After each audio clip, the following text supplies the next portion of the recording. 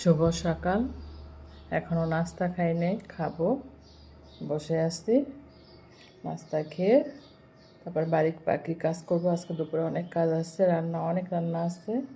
তো সবাই তোমরা কেমন আছো? সবাই সকালে নাস্তা করো নাই? তো চলে আসো, আমি 2টা ডিম ভাজছি আজকে। সবাই চলে আসো। চা খাই, নাস্তাও খাই নাই, বসে আছি।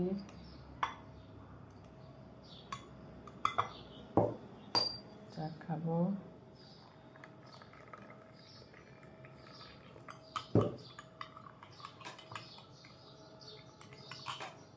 গরম গরম চা।